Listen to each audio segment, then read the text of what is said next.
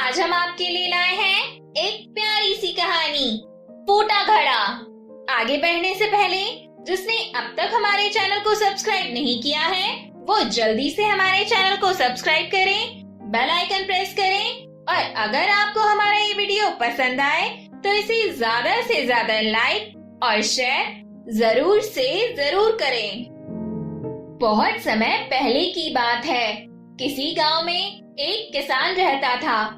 वह रोज भोर में उठकर दूर झरनों से स्वच्छ पानी लेने जाया करता था। इस काम के लिए वह अपने साथ 2 बड़े घड़े ले जाता था, जिन्हें वो डंडे में बांधकर अपने कंधे पर दोनों ओर लटका लेता था।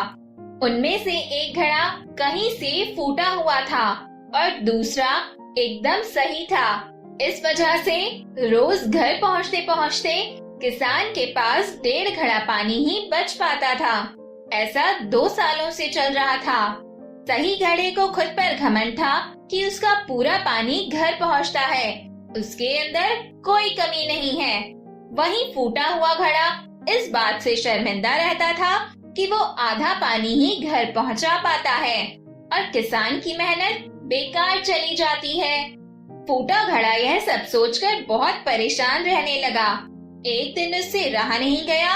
उसने किसान से कहा, मैं खुद पर शर्मिंदा हूँ, आपसे क्षमा मांगना चाहता हूँ। क्यों? किसान ने पूछा।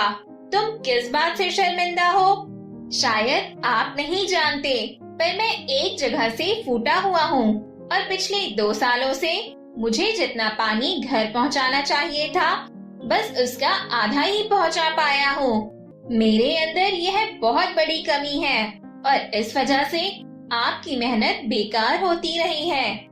किसान को घड़े की बात सुनकर थोड़ा दुख हुआ और वह बोला, कोई बात नहीं, मैं चाहता हूँ कि आज लौटते समय तुम रास्ते में पड़ने वाले सुंदर फूलों को देखो। घड़े ने वैसा ही किया। वह रास्ते भर सुंदर फूलों को देखता आया। वह खुश था, पर घर पहुंचकर फिर उदास हो गया। कम हुए पानी को देखकर किसान से माफी मांगने लगा।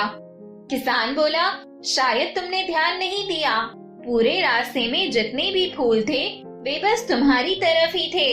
मैंने जानकर उस रास्ते में फूलों वाले बीज डाल दिए थे। मैं तुम्हारी इस कमी को जानता था। तुम रोज थोड़ा थोड़ा करके उन्हें सींचते रहे और पूरे रास्ते को इतना खूबसूरत बना दिया। सोचो, अगर तुम जैसे हो वैसे नहीं होते तो भला क्या मैं ये सब कुछ कर पाता? उस किसान की ये बात सुनकर वह घड़ा खुश हो गया। तो दोस्तों, हमारी आज की ये कहानी भी यहीं पर खत्म होती है और इस कहानी से हमें यह शिक्षा मिलती है कि अगर हमारे अंदर कोई कमी है तो हमें उस घड़े की तरह अपनी उस कमी पर शर्मिंदा नहीं होना चाहिए, बल्कि हमें अपनी सोच को उस किसान की तरह बनाना चाहिए जिसने घड़े की कमी की वजह से ऐसा काम कर दिखाया जो पूरी तरह से सही दूसरा घड़ा नहीं कर पाया। और अब बारी है आपके जीवन की सलाद के लिए मेरी सलाह के जरा से चाट मसाले की।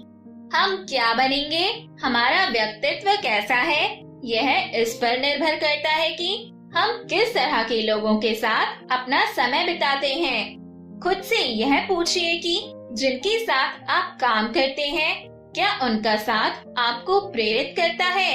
अपना साथ सावधानी से चुनें और मेरे साथ मिलकर एंजॉय करते रहें मेरी इंटरेस्टिंग ऑडियो टेल्स। हम सब फिर मिलेंगे नेक्स्ट वीडियो में एक नई कहानी के साथ। और जाने से पहले friends, please do like, comment, share and subscribe. Thank you.